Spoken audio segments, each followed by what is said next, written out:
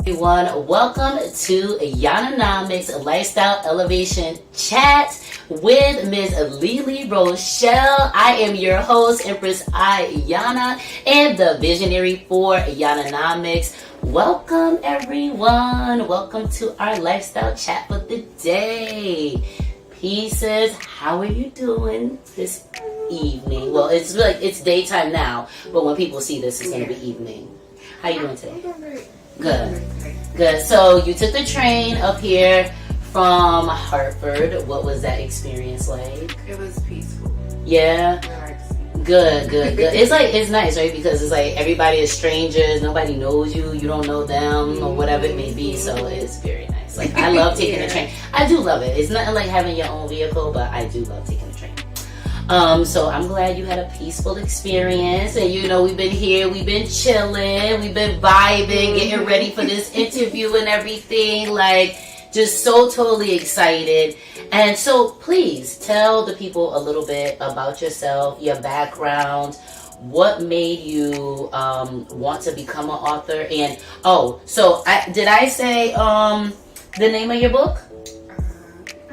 Okay, yeah, author. Okay, so Lee Lee Rochelle is the author of Shut the Fuck Up and Worry About Yourself. And as you can see, my book is well worn because I bring it with me. I put it in my pocketbook. You know what I'm saying? Things have spilled. I just be having it with me, okay? So, yeah, it's a great book, and I've been enjoying it so far. But, yeah, tell the people a little bit about how the concept of Shut the Fuck Up and Worry About Yourself was born. Okay, so it was something for me to do, and I just cried, and then out of nowhere, I just seen that vision of my ORJ book with that title, and I cried more, like thank you. I'm about to get to it right now. As soon as I seen the vision, I started writing. Wow. But so what do you feel like even gave you the vision? Because this is a very, like, you over here being mad humble and stuff, and like this is a whole book. And somehow I was inspired and I had the inspiration and whatever. Okay, so like let's talk a little bit about that inspiration though. Like, what are you seeing that made you feel like this book needed to be written? All my life I just seen a lot of people just walking around with pain, not knowing who they really are, or just not knowing how to go about making themselves happy throughout their life. So that was the real reason why, having that vision. And I just immediately just started writing because a lot of people, I don't like to say it, but a lot of people are hurting. And they don't know how to go about it, and they think medicating it or ignoring it is the way to go. And so I felt like I had to say something, to try to guide them to at least trying to pay more attention to themselves. Yes. And just block out everybody else. Yeah, absolutely. So tell people a little bit about like your background, where you grew up, where you're from and everything, and some of the things that you saw, kind of, because you talk a little bit about in the book, some of the things that you saw in certain young women and, in your childhood and certain behaviors and things like that. Like, talk a little bit about that experience for you. Okay, so witnessing, people at a young age, as far as women, they will always like group up and talk about how the men in their life was mistreating them. And me being at a young age, I didn't like seeing them all coming together and all having the same pretty much experience. Like yeah, me too, I've been through that. And I felt like, not to sound like that, but I'm like, take your life back. Shouldn't nobody have that much control on how you feel, think, look, or or want to do as far as in your life. Like, I just felt like a lot of people, what's the word I'm looking for?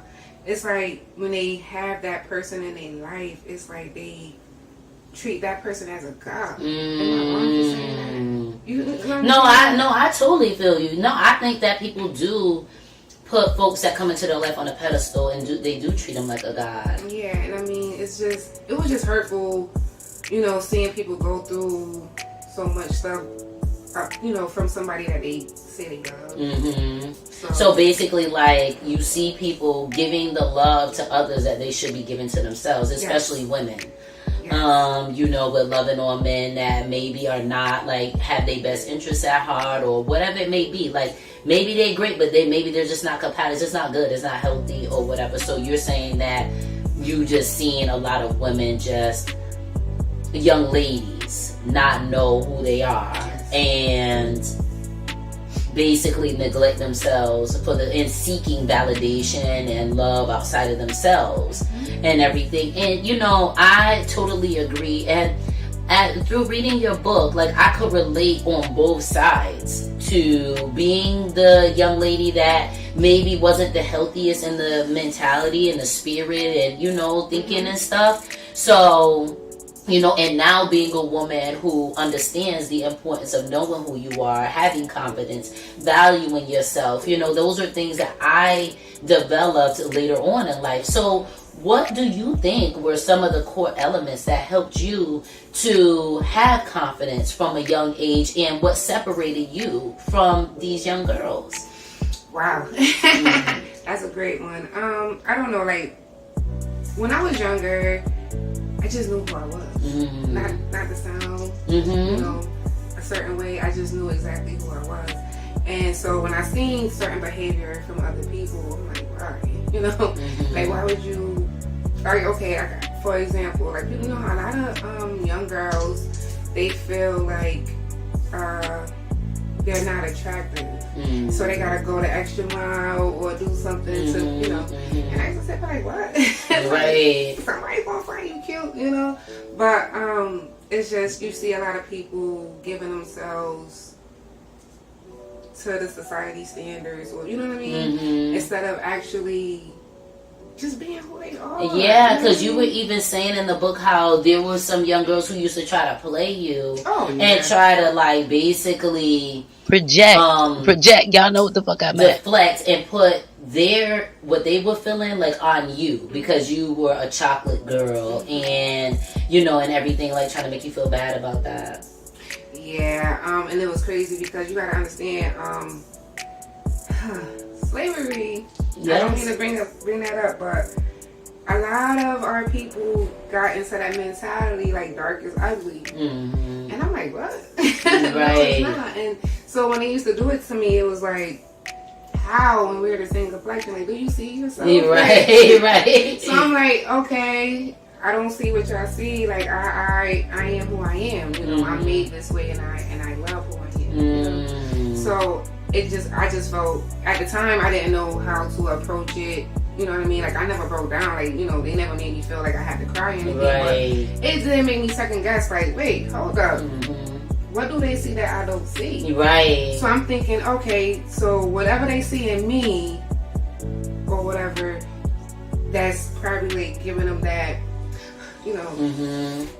and so they don't see it in themselves, but I'm trying to say. Right.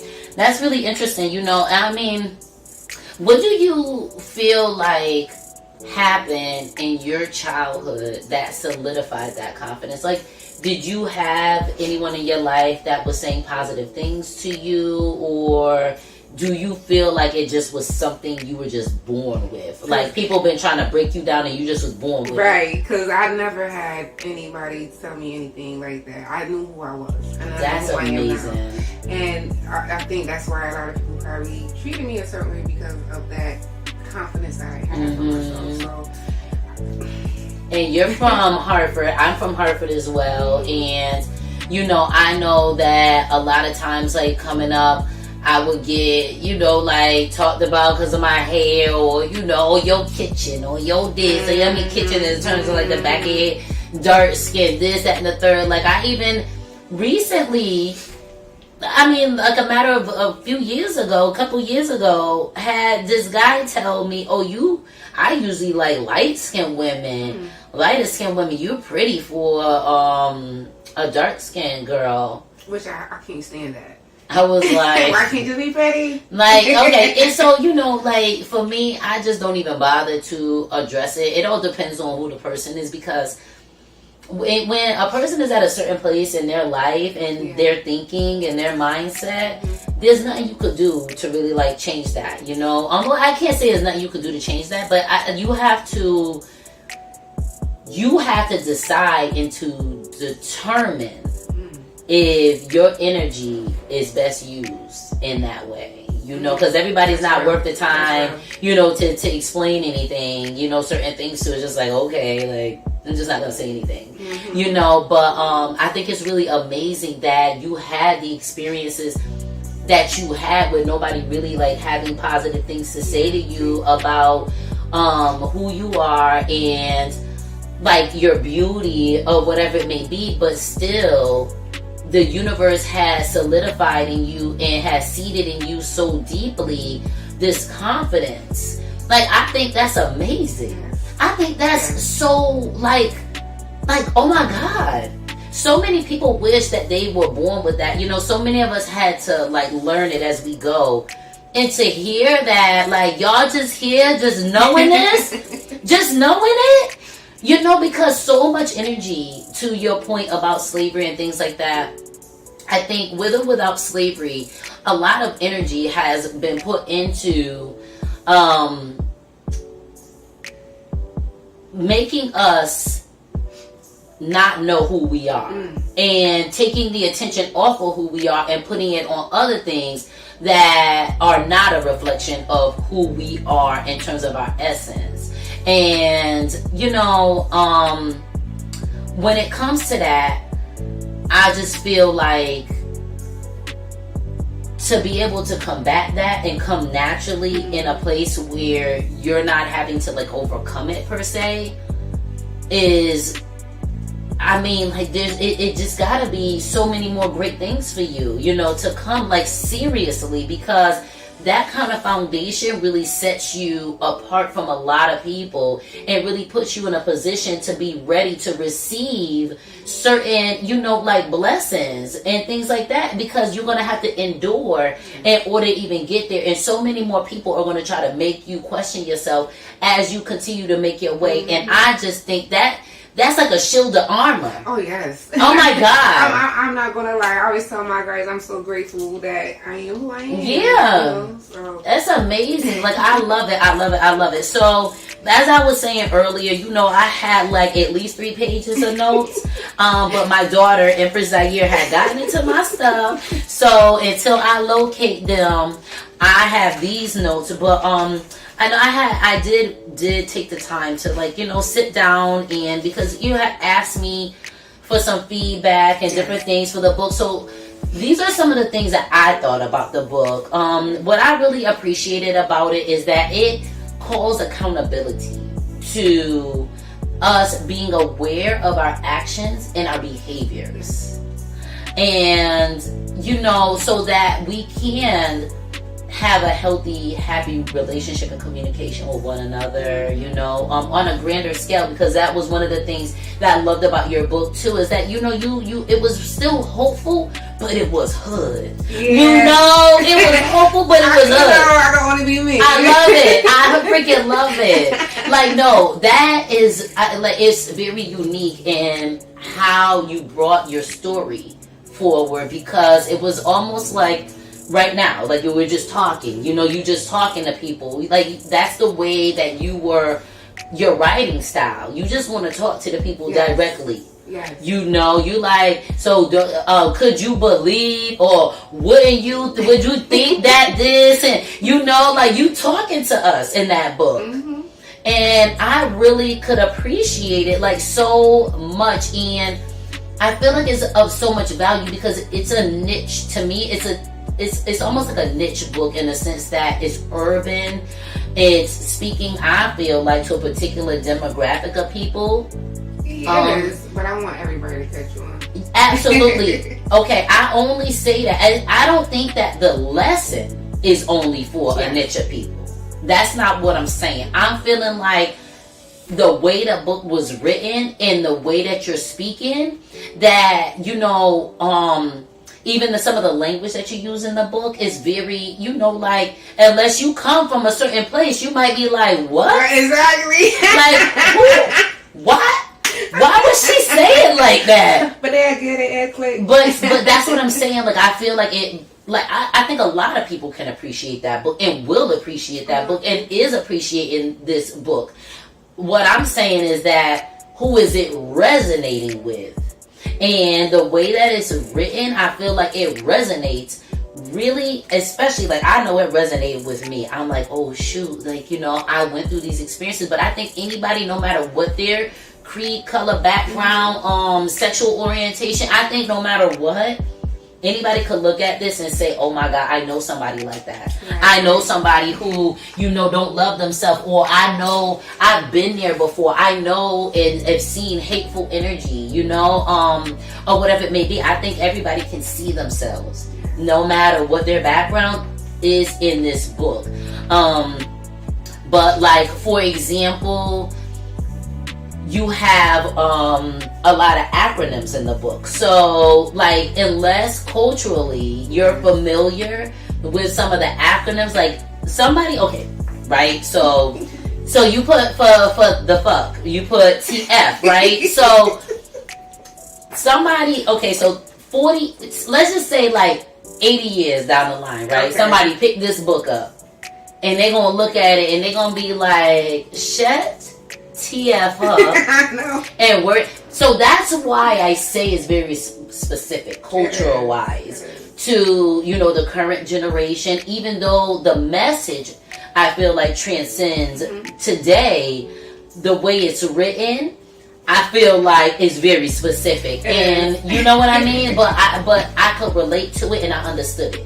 And I think the people who really need to hear this will understand it and they will feel it and it will resonate with them. So I think it was an amazing book.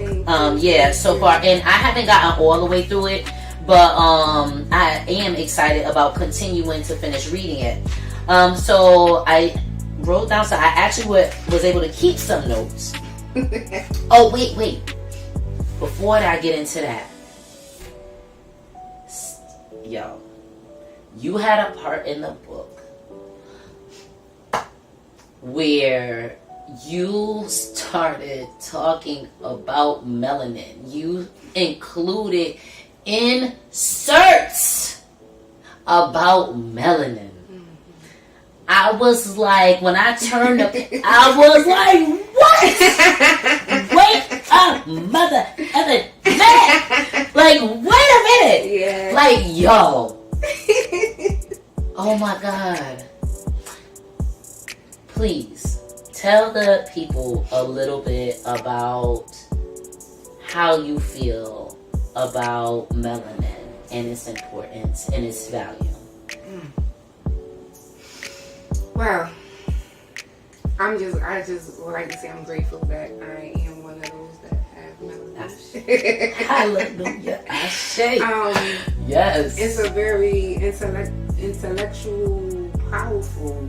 Yes. You know what I mean? It's just a gift. Mm-hmm. It's just that, you know, growing up and people dragging you pretty much because of you being up dark and not knowing that who I am. Right. How powerful it is. And it's right. And I'm not going to lie, like, I was not taught that at a young age. So for me to learn that as now being an adult, it was like mind-blowing, because I'm like, wow, I didn't know how important I am. Well, how did you even come into the knowledge of melanin, like learning more about that and stuff? Oh, wow. Okay, this may sound off topic, but when, what was his name? Mike that died, and was it Ferguson? Oh, yeah. Since his death, that's what led me to just start researching things. I started seeing people post things, and I'm like, what is that? So a lot of people that I follow on social media pretty much helped me out with, you know, learning new things, going deeper in my research. So when I learned about melanin, it was like, wow, and these people are not loving themselves, or you know what I mean? And I'm like, you don't understand who you are. Oh my God. Like, melanin is so amazing, and I just thought it was so excellent. Thank you. Oh my God, like, no, thank you. Because, you know, it was balanced in the sense that, like, it was, you talking, but it was also, you know, like, information. It was quotes. It was other things that you were including in the text that helped people to understand where you were coming from, that added depth to, you know, like, what you were trying to communicate to us. And you're like, don't take my word for it. Look at this. That's you right. know, like, look at what science says, you know, about who you are and who we are and how wonderful and great we are. And I feel like that was so responsible of you. As a black woman, you know, black. Quote, unquote. Yeah, woman or whatever it may be. So, you know, and I just was so appreciative of the depth of the text. And I feel like a lot of times people underestimate us, you know, in a lot of ways and things like that. Like I remember I had this guy tell me, he was like, oh, you know, like, you're cute, but when you open up your mouth, like, then it's like he sees that there's more to it. You know, there's depth. Like, you could think that you about to come and holler at a young lady, and, you know, and it's just going to be some whatever, like, talk on the surface level.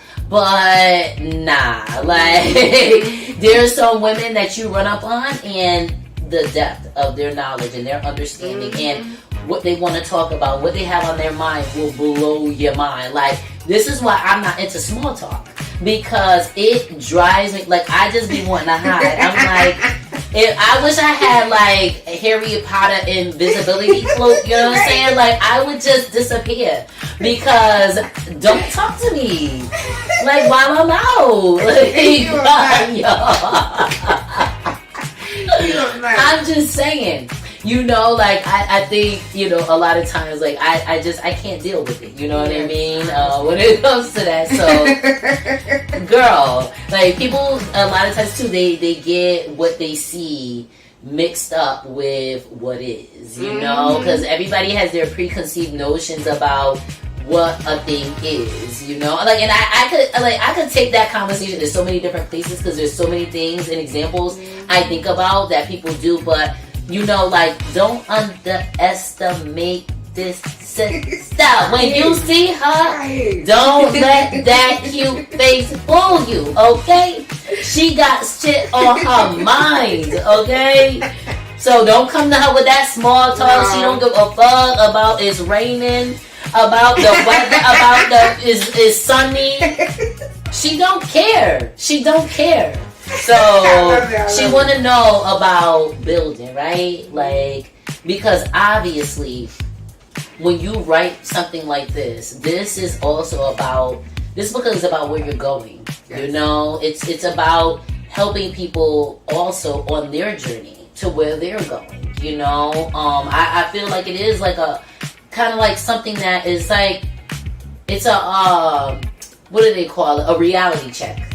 I feel like this book is definitely like a reality check. So I feel like this book needs to be in schools, really. Like, oh, I was thinking that the other day. Yeah, I really think that this book needs to be in schools, because I feel like our youth is really struggling and they're suffering, and this is written in a language that they could really understand. You know, and say, oh my God, like, she looked like me, and she was able to feel good about herself, and she was able to still navigate, and she was able to still feel confident, or whatever it may be. And like, you know, I think so many people could see themselves in this book. I really feel like this should be on a book club list for youth, like, you know, teenagers, stuff like that. I would say 12 or 13 all the way up, you know, like, you know what I'm saying? I would say fairly young, you know, a fairly young age, that this is good reading material for the youth. Yeah, for sure. And it's funny because I mean, obviously some of the content is not totally like youth, you know, like appropriate, because but I feel like It is, because it's talking about life. You know, but for example, they may not know about a baby daddy, you know, at whatever age. They know stuff. But they know stuff. Exactly. But that may not be their life experience right then and there, but they know somebody. They know that these kids see things. They're experiencing things. They are still taking in information, even if they're not experiencing it themselves. Right. You know, so they are affected by their environment. Or whatever it may be. So that's why I really believe that this would be good reading for them. And everything. So let me see what other notes I have. I told you about the specific demographic. I loved about how you're speaking directly to the audience.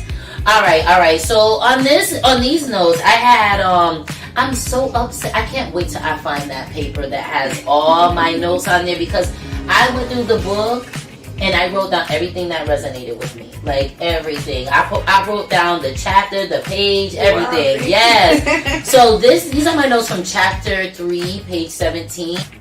It says, let's get into this saying that you love yourself and not doing any self-work is fraudulent behavior. What? So you can't say you love yourself and not do the self-work, because if you do that, that is fraudulent behavior. I love that. Because it's real. Yo.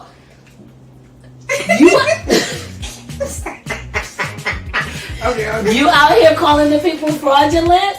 Because it's like, I love it. Because they know it. Yes. And it's like, come on, you can't be. Why would you want to front on your own self? Like, why would you want to play yourself like that? Yeah. Do you think that everybody is aware of their power and the fact that they're actually, operating in a way that is dysfunctional or toxic? Do you think everybody is aware of that?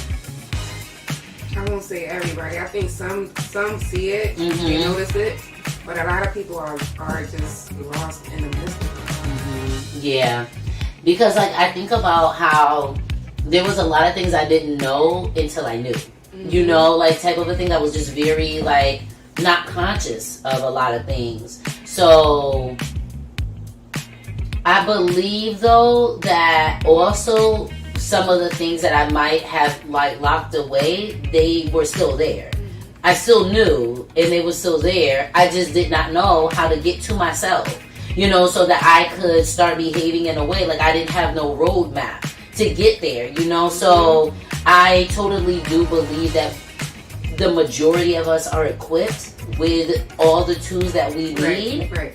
It's just a matter of like learning how to access, like identifying those tools and learning how to access them, you know, because a lot of us have, but nobody is talking to us about them, right? So we can't identify something that nobody well, I can't say that because nobody told you was great. And look at you. And look at you. You was like, yeah, I love it. You know, but I'm just saying, like, it is important though to have people in your life that help to guide you in the ways of life, that help you to be whole and happy and be, you know, like introspective and things like that, you know. And a lot of us don't have that. I think that your book is a tool. Yeah, it's definitely a tool because it's so real, it's so raw, it's so in your face. It's like, no, you're like, you ain't about to hide from this. Like, get the fuck out of that corner. Get the fuck over here, you know. Focus, you know. I love it. Like, I love it because you calling people to the table with this book. You're saying enough is enough. Like, we deserve to live a life that is happy, that is whole, that is free, and that we're interconnected. You know, so like you can't think that you're like you talked about in the book. Like, you can't think that what you do don't affect the next person because it do. You know, it's like a domino effect. You know, you can't just think you out here in the world on your own. That's real. You know, so I just love it. I love it. Okay. So on page 18, you say, no one wants to heal, and that's a fucking problem. Cycles of misery going around throughout the generations. Period. People just think that this is what life is supposed to be like. No, it's not. It's not. But they don't know. They don't even think to know. They don't even want to know what's some. I can't say everybody. You dropped so many gems in this book. Yo, it just be hitting you like. Cause it's like you it's know, real. It's like a good blunt. Like it hits you like. You're like, oh shit, like, oh my god. Now I see the light. Oh, I get it. Yeah, no, but seriously, no. Like, it's just no one wants to heal, and that's a fucking problem. Cycles of misery going around throughout the generations. People just think that this is what life is supposed to be like. No, it's not. Ugh. Let's so let's go through this like sentence by sentence because it's so much in that little bit. Yeah. Amazing. Okay, so no one wants to heal, and that's a fucking problem.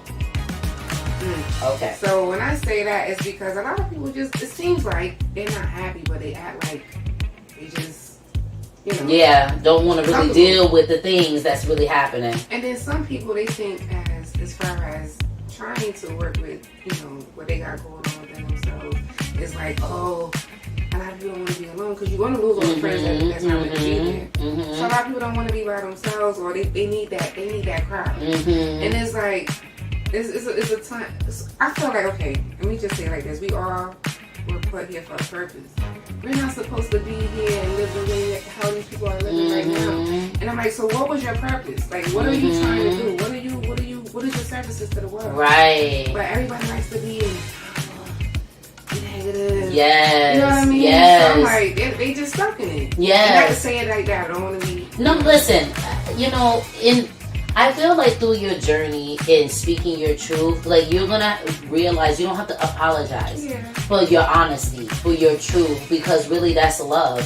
And you shouldn't apologize for loving on us. You know what I'm saying? Like, for you to sit down and write this, to say, you know what, no, I don't need to just keep this to myself. Right. There's no apologies necessary, honestly. Like, people should be thanking you. Seriously, like I feel like so many people like need to read this book, and so many people will understand like you're not alone. Like it's not like you're talking about one person. Right. You're talking about a multitude of people, and there is still room and space to heal and grow. Like it's never too late. That's true. It's never too late. And I feel like this book can help people see that it's never too late. In the era, in some of their ways, and how they can improve, just as a human being, like, girl, I love it. And I think healing is it's really scary to heal, I agree. A lot of people don't understand. I don't want to say understand, they don't comprehend that.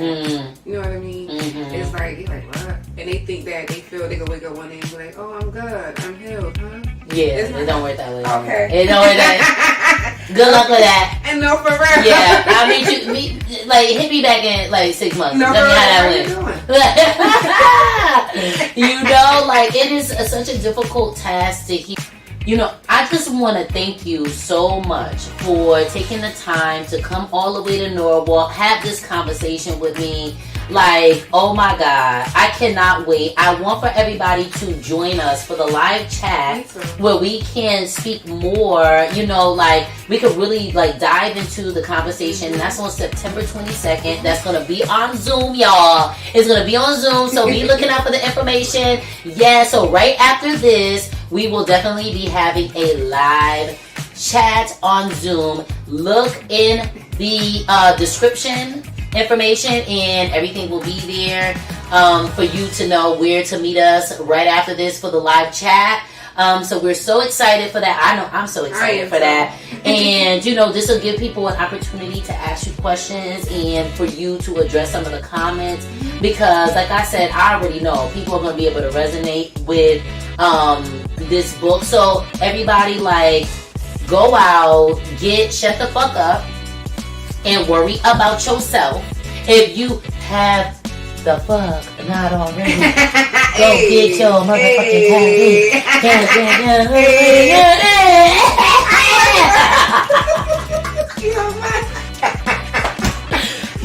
I love it. Go get it. Go freaking get it. And meet us for the live chat at 9 p.m. on Zoom.